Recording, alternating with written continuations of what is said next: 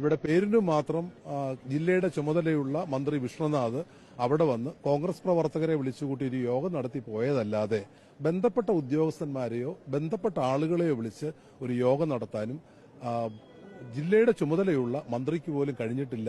പിന്നെ അദ്ദേഹം പറഞ്ഞ മറ്റൊരു ആക്ഷേപം എനിക്ക് സത്യം പറഞ്ഞാൽ ഒരു സങ്കടം തോന്നിയ ഒരു കാര്യം കൂടിയാണ്. അത് ഞാൻ പറയാം. കോൺഗ്രസുകാരെ ഞാൻ ഇവിടെ വന്ന് കോൺഗ്രസുകാരെ വിളിച്ചുകൂട്ടി ഒരു മീറ്റിംഗ് എടുത്തു, എന്നിട്ട് ഇവിടുന്ന് പോയി എന്നാണ്. ഞാൻ ഇവിടുന്ന് പോയത് എന്നെ ഇവിടെ നിൽക്കുമ്പോഴാണ് ആറന്മുള MLA അബിൻ വർക്കി അവിടെ വെള്ളം കയറിക്കൊണ്ടിരിക്കുന്നു, റാന്നിയിൽ നിന്ന് വരുന്ന വെള്ളം താഴേക്ക് വരുമ്പോൾ താഴെ കൂടുതൽ പ്രശ്നം ഉണ്ടാകുന്നു പറഞ്ഞപ്പോൾ ഞാൻ ഇവിടുന്ന് നിങ്ങളെല്ലാം കണ്ടതിന് ശേഷം താഴെ അവിടെ കണ്ടു. അവിടെ പഴകുളം മധു ഉണ്ടായിരുന്നു, മുൻ MLA പ്രമോദ് നാരായണനും ഉണ്ടായിരുന്നു. എന്റെ അപ്പുറത്ത് നിന്നത് പ്രമോദ് നാരായണനും ഇപ്പുറത്ത് നിന്നത് പഴകുളം മധുവാണ്.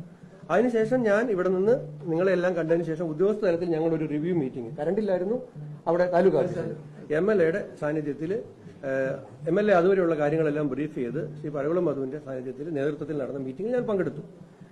ഇദ്ദേഹം പറഞ്ഞത് കോൺഗ്രസുകാരെ വിളിച്ചുകൂടി ഞാൻ മീറ്റിംഗ് നടത്തിയെന്നാണ്. ഇവിടെ ഇരിക്കുന്നത് ഒന്ന് പിന്നെ കളക്ടർ എന്റെ ഇപ്പുറത്തിരിപ്പുണ്ട്. കളക്ടർ ഞങ്ങളുടെ ബ്ലോക്ക് പ്രസിഡന്റ് ഒന്നുമല്ല. ഇപ്പുറത്ത് SP ഇരിപ്പുണ്ട്. ഇപ്പുറത്തിരിക്കുന്നത് DFO ആണ്. പിന്നെ ഇരിക്കുന്നത് പിന്നെ LSDDയുടെ JD ആണ്. അതിന്റെ ഇപ്പുറത്തിരിക്കുന്നത് പിന്നെ ഡെപ്യൂട്ടി തഹസിൽദാർമാരാണ്, ADM ആണ്, RDO ആണ്, റവന്യൂവിലെ മറ്റു ഉദ്യോഗസ്ഥരാണ്. ഇത് നിങ്ങൾക്ക് ഇതിൽ ആകെ റിങ്കുച്ചെറിയാൻ അവർ മൂലക്കിരിപ്പുണ്ട്. ഇപ്പൊ ജില്ലാ പഞ്ചായത്ത് പ്രസിഡന്റും പഞ്ചായത്ത് പ്രസിഡന്റുമാരും സ്റ്റാൻഡിംഗ് കമ്മിറ്റി ചെയർമാൻമാരും കുറച്ചുപേര്, എല്ലാവരും ഇല്ല, കുറച്ചെടുപ്പുണ്ടായിരുന്നു. ബാക്കി ഇരിക്കുന്ന മുഴുവൻ ആളുകളും ഈ റാന്നി അസംബ്ലി മണ്ഡലത്തിലെ ഇത് തുടങ്ങിയ നിമിഷം മുതൽ ഈ റെസ്ക്യൂവിലും റീഹാബിലിറ്റേഷനിലും വർക്ക് ചെയ്യുന്ന DFO, DMO, SP, collector, ADM, RDO, tahsildar, village ഓഫീസർമാർ, ഡെപ്യൂട്ടി തഹസീൽദാർമാർ, ഇവരാണ് ഈ ഇരിക്കുന്നത്.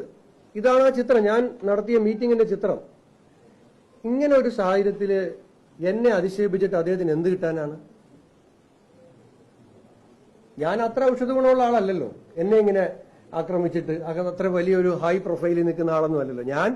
എനിക്ക് പത്തനംതിട്ട ജില്ലയുടെ ചുമതലയുണ്ട്. ഇവിടെ വെള്ളം കയറിയെന്നുള്ള വിവരം കിട്ടിയ സമയത്ത് തിരുവനന്തപുരത്ത് എല്ലാ പരിപാടിയും റദ്ദ് ചെയ്ത് വന്ന് ആ സമയം മുതൽ ഈ സമയം വരെ ഈ എല്ലാ സ്ഥലത്തും പോയി റിലീഫ് ക്യാമ്പിലും സന്ദർശിച്ച് അവിടുത്തെ കാര്യങ്ങൾ വിലയിരുത്തി വെള്ളം കയറുന്ന സ്ഥലത്ത് പോയി ഉദ്യോഗസ്ഥന്മാരുടെ മീറ്റിംഗ് വിളിച്ച് നിൽക്കുന്ന ഒരാളാണ്. അപ്പൊ എന്നെ ഇങ്ങനെ അധിക്ഷേപിക്കുന്നതിൽ നിന്ന് എന്തിനാണ് വലിയ വലിയ ആളുകൾ ഇങ്ങനെയുള്ള അധിക്ഷേപങ്ങൾ പറഞ്ഞ് അവരുടെ വിശ്വാസ്യത കളയുന്നത്? ഇതല്ലേ മീറ്റിംഗ്?